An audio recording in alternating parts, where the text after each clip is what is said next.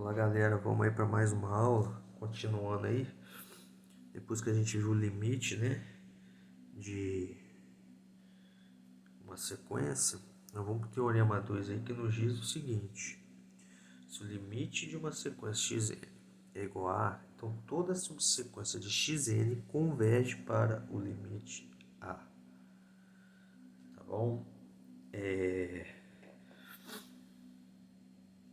Pode parecer um pouco óbvia, a ideia não é difícil, né? Com sorte, explicar aqui a demonstração aqui já escrita. Então, eu vou pegar aqui uma subsequência xnk. Então, xn1, xn2, xnk e assim por diante. Uma subsequência de xn. Então, eu tenho que, dado epsilon maior que zero, existe um n0 pertencente aos naturais, tá ok? N maior do que n0, isso implica isso aqui. Definição de limite, porque na minha hipótese, eu já tenho que o limite da sequência xn é A. Tá? Então, olha só.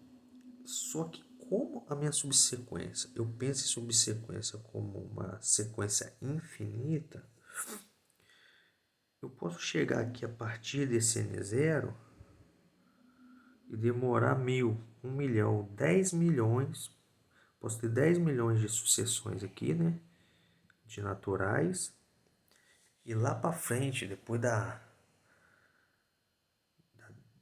do, do 10 milhão, dos 10 milhões, aparecer um índice que pertence à minha subsequência. Não importa, mas eu tenho certeza que depois desse n0 vai aparecer índices das minhas subsequências, ou da minha subsequência. Então eu tenho certeza que a partir desse n0, em algum momento, pode demorar muito, pode estar longe, né, o número, mas vai existir um nk maior do que esse n0, não vai existir só um, vai existir infinitos, porque a minha subsequência é infinita.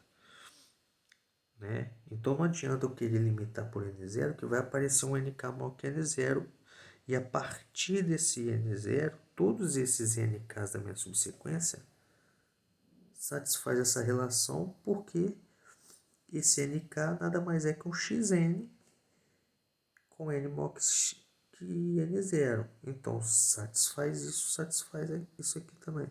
Então daí eu tenho que a minha subsequência, qualquer que seja da minha sequência, ela também tem limite igual a A.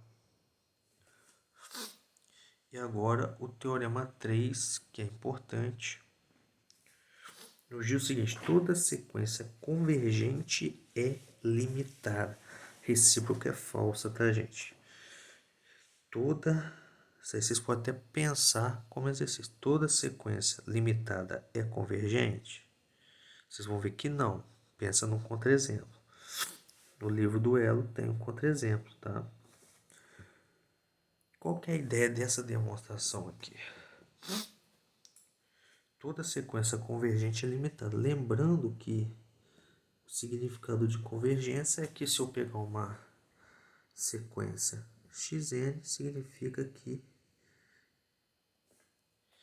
se essa sequência é convergente, significa que existe um limite para essa sequência, eu vou chamar aqui de A. Né? Convergente é um termo para dizer que a minha sequência possui limite, esse limite é um valor real, tá bom? Então pensa comigo, lá na definição de limite da função, quando eu falo para todo epsilon existe um n0 tal que n maior do que n0, eu vou ter xn menos o a, meu limite, vai ser menor que, o módulo disso vai ser menor que epsilon. Quando eu faço a escolha desse n0 para cada epsilon dado, o que eu estou fazendo? Até o n0 aqui, eu tenho um conjunto finito. Então tem lá n1, n2, n3, vou chegar no n0, eu consigo contar e saber esse n0 qual o valor natural dele. Sei lá, às vezes esse n0 aqui é o 5.000, 10 milhões, tá? Mas eu consigo contar esse N0, eu tenho um conjunto, então, até o N0 eu tenho um subconjunto finito. Eu consigo olhar elemento por elemento, compará-los e saber quem que é o maior, quem que é o menor, tudo bem?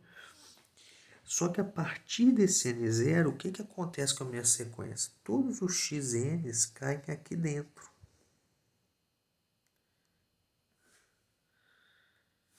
Todos caem aqui dentro. E aí aqui dentro ele é limitado, tá? Então presta atenção, eu consigo montar, para analisar essa situação, eu consigo montar um conjunto X, tá?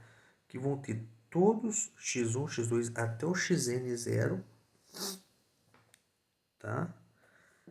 E ainda, o que eu vou ter? O a menos 1 e o a mais 1 nesse conjunto. Da onde que saiu o a menos 1 e o a mais 1? Eu tomei epsilon igual a 1. Por que eu posso tomar o epsilon igual a 1? A definição de sequência, de limite de sequência, é para todo epsilon. Em particular para o epsilon maior que 1. Para todo epsilon maior que 0. Em particular para o epsilon igual a 1. Ok? Só para facilitar as contas aqui eu tomo epsilon igual a 1. Nesse caso aqui não há problema nenhum. Então, na verdade, esse A menos 1 e esse A mais 1 é A menos epsilon e A mais epsilon, tá? Aí, voltando aqui, então nota que a partir desse N0 eu tenho todo xn maior. Para n maior que N0 eu tenho xn pertencente a esse intervalo aberto. Ok? E aí, nota outra coisa também. Esse intervalo aberto aqui,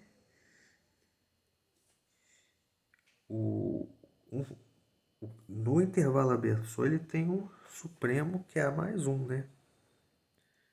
Tá bom? No intervalo aberto. Nesse intervalo aberto. Então, o A mais 1 é supremo desse intervalo aberto. Toma cuidado com o que eu estou falando. Agora, presta atenção de novo aqui. Vou voltar aqui. Esse conjunto aqui, X, chamei de X aqui, ele é um conjunto finito, não é? Eu consigo contar até o N0 e depois vou contar mais dois elementos. O menor e o maior desse intervalo aberto, né? Seria o ínfimo do intervalo e o supremo do intervalo. Então, na verdade, quantos elementos eu tenho aqui? N0 mais dois elementos. Ah, professor, mas pode ter um xn que passa de A mais 1? Não. Pode. Na verdade, pode um desses elementos aqui. Mas a partir de N0, todos vão ser menores que A mais 1 e maiores que A menos 1. Tudo bem? A ideia aqui é o seguinte, é a gente conseguir pegar um subconjunto, tá? Finito. A gente conseguir pegar nenhum subconjunto, né? Porque eu não sei a característica desse A menos 1 e A mais 1. A ideia aqui é eu conseguir, a partir dos dados da hipótese, pegar um conjunto finito. Como o conjunto é finito, ele é limitado. Então eu consigo, né? Então existem B e C pertencentes aos reais, então eu vou tomar esse B e C, sejam B e C pertencentes aos reais, onde B é o menor elemento de X e C é o maior elemento de X. Todos, então, ó, nota aqui, todos os termos da sequência Xn estão entre B e C, ou seja, Xn pertence ao intervalo fechado BC para todo N natural. Logo, Xn é limitado. Então, a ideia aqui é o que? Eu consigo contar até N0, tem um conjunto finito. Depois, os meus Xn's, como eles caem todos dentro desse intervalo, então eu consigo, aqui eu tenho o controle deles e sei que eles estão entre A menos 1 e A mais 1. Na verdade, o principal aqui é que eles vão ser menores que A mais 1, né? Então, qual que é a garantia que eu tenho aqui? Eu só preciso analisar esse conjunto. Como ele é um conjunto finito, como esse conjunto aqui é finito, eu consigo olhar, né, os elementos e falar quem que é o maior, quem que é o menor aí dentro desse conjunto, porque ele é finito, né? Dessa forma, então, eu sei que existem B e C, então que o B é o menor elemento, o C é o maior elemento de X. O Xn pertence ao intervalo fechado BC. Nota uma coisa, se todos os n's menores ou iguais a n0, o meu xn for menor que a mais 1,